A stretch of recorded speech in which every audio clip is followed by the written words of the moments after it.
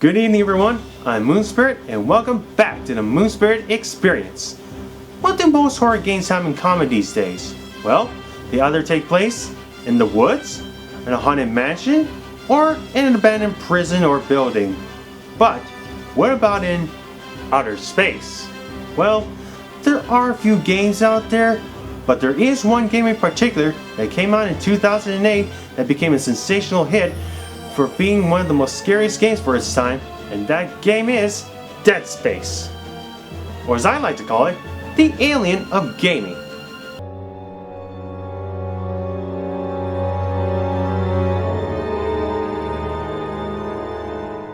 Why do I call Dead Space the Alien of gaming? Because they both have the same idea. Being lost in space, trapped with an unknown extraterrestrial that is both out of this world in both an alien sense and an inhuman sense. When Alien came out, the movie didn't get a good reception at first, but it took some years for it to be one of the most influential movies of all time, and this game is proof for its success. Dead Space has been heralded for its brilliant combination of sci-fi and horror, just like Alien.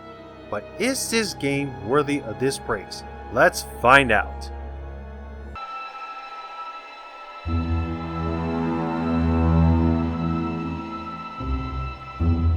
In the year 2014, you play an engineer named Isaac Clarke, who is sent on a rescue mission with a team to fix the USG Ishimura, a planet cracker spaceship where his girlfriend Nicole is stationed in. Upon arrival, the team discovers the ship is infested with hostile creatures known as necromorphs, which turns out to be the Ishimura's entire crew. But the mission takes a turn for the worse when their ship is destroyed, leaving you and your crew stranded. So now it is up to Isaac, with the help of Commander Zach Hammond and computer specialist Kendra Daniels, to get the USG Ishimura back in working form. Along the way, you'll come across text and audio logs that tell you what happened on the ship. It turns out the madness came from the Marker, an artifact found in Aegis 7 during an illegal dig operation. The Marker is a religious symbol of Unitology, which serves as this game's religion, which sounds suspiciously like Scientology. When the Marker got aboard the ship, the entire crew started to lose their minds and started to hallucinate. This in turn made them all extremely violent, and they began killing each other. Unfortunately, the whole operation is being covered up since more than half the entire crew, including their captain, are Unitologists who will stop at nothing to get the Marker back to the Unitology Church on Earth.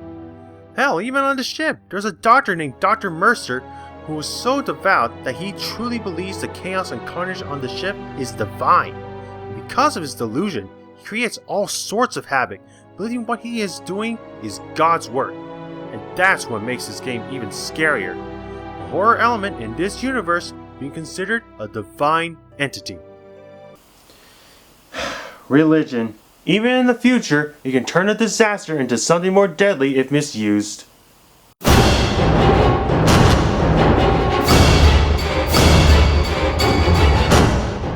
The presentation of Dead Space exudes the very essence of Alien, as it really gives you a sense of isolation when you are in a derelict ship filled with hostile aliens. Throughout the entire ship, there will be hallways littered with dead bodies, parts of the ship torn asunder, and of course, bloody writing on the walls both by the crew and in alien language.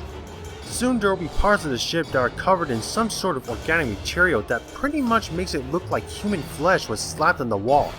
With all that said, this game is very cinematic, where it ditches any HUD of any kind and gives a third-person over-the-shoulder perspective, just like the new Resident Evil games. Your health is displayed by the rig on your back, and all other information, to be noted, will be displayed on holograms. You'll also manage your inventory, map the levels, and check the logs and objectives, which I recommend that you check just to see Isaac's perspective. With all this, you truly feel like you're in a movie. Now the necromorphs are the creation of a very deadly alien virus that take over whatever hosts they infect and transform into a grotesque version of their former selves. This type of behavior reminds you of the alien creature from the movie The Thing. By the way, doesn't this little head remind you of something? These necromorphs are some very nasty creatures, for they come in many shapes and forms. Some are tiny, some are twitchy and fast, and some are really malformed in more ways than one. But be careful with the ones with the explosive tumor, and the bat-like ones can infect corpses to create more necromorphs, so you gotta be quick to dispatch them. And that's only naming just a few. Another thing to take notice, the necromorphs traverse the entire ship by using the vents, just like the xenomorphs. The soundtrack really fits nicely with the ambience, as the ominous tones and clashing of the metal in the ship really makes your heart pound. But when you are in the reaches of space, all the sense of emptiness of space fills you in when you can only hear nothing but the muffled sounds of destruction in your wake. What gets really creepy is when you get to the flight crew deck, and the whole place is decked out with religious epitaphs and candles, with a faint yet echoey rendition of Twinkle Twinkle Little Star. Let me see if I can lighten up the mood a bit.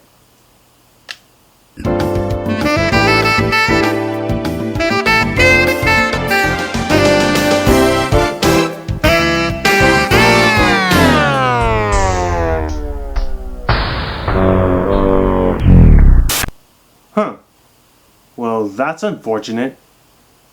Well, I wish something would happen.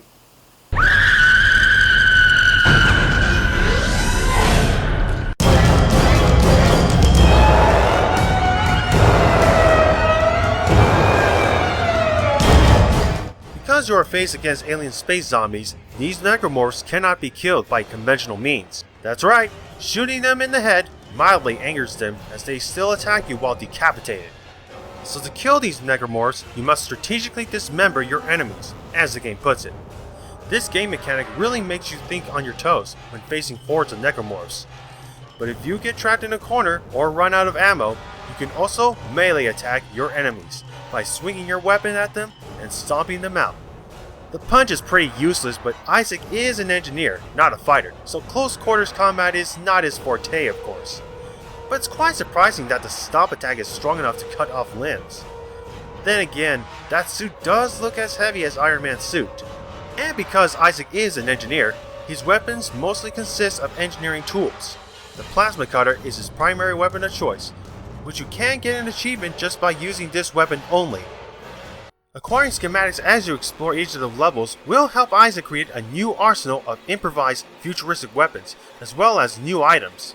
You can also get suit schematics, giving Isaac more armor and inventory space while looking more badass than ever. But to use the new schematics, you have to access the store and buy the new supplies, as well as selling your items or storing them in a safe. Don't forget to loot! Let me briefly talk about some of my favorite weapons in the game. The Force Gun feels like a kinetic shotgun as it blasts your enemies with the Force, which is great for crowd control. The Ripper launches a saw blade in mid-flight while cutting whatever's in its path. The Pulse Rifle can help fight the bigger enemies and multiple small enemies. And the Line Gun has a wider arc than the Plasma Cutter, and the Alt-Fire lets you use a timed mine to explode any enemies within its blast radius. The equipment you gain also helps you with your fights. The Stasis module fires a blast of blue energy that puts anything in a slow motion field, making it easier to dispose hordes of enemies. The Kinesis module lets you manipulate objects of any kind, including the carcasses of your enemies for fun. Too bad they don't allow you to use the bladed appendages of your enemies to impale them. Until the sequel came out. There are some puzzles in the game that require you to use both of them, like using Stasis to slow down a gravity tether to disable it, and using Kinesis to move platforms. Luckily, your suit, equipment, and weapons can be upgraded by collecting power nodes. You find them in special blue boxes or at the store, and you take them to the bench station to upgrade. The upgrades are more like connecting the dots in adjacent fashion, so use them wisely. With the nodes, you can make your weapons harder, better, faster, stronger. The nodes can also be used to unlock special doors that require them, so remember to keep one node on you at all times. There will be places that will change the pacing of the game. There are locations where there's no air, and you'll have to conserve oxygen as you'll need to find oxygen tank stations in certain areas. Then there are zero gravity rooms, where you can literally run up the walls and ceilings and fly across the room. It can be a bit disorienting at first when you don't know where up is down or down is up. But the game does put those zero-G skills to the test by adding a zero-G basketball minigame, where you can literally play Space Jam, minus the Looney Tune characters. Come on and slam, and welcome to the jam. Come on and slam, if you wanna jam. One last thing. There's a hidden Peng statue in the game that you must find that will net you an achievement and can get you lots of credits when you sell it. Remember, there's always Peng.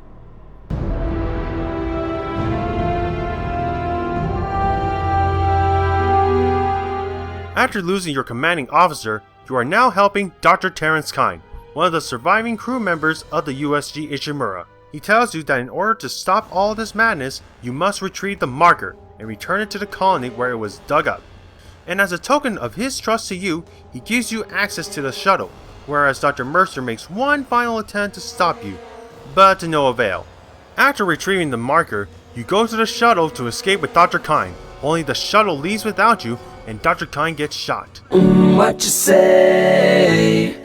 That you only meant well, cause you did. It turns out Kendra betrayed you and she is a government agent who was sent to retrieve the marker and she leaves you for dead.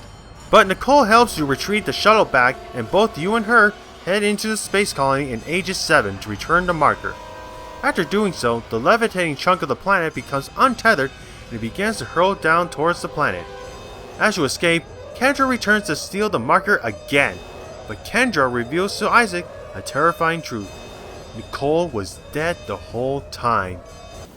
But did you know, if you take the first letter of each chapter and put them all together, they would form the phrase, Nicole is dead?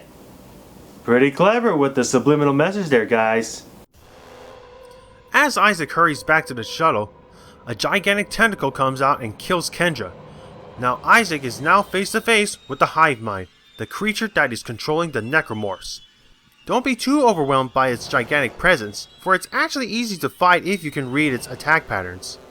After killing it, Isaac manages to escape on the shuttle within seconds before Aegis 7 is destroyed. Moments later, Isaac removes his mask and breathes a sigh of relief as the game ends. Isaac, it's me. I wish I could talk to you.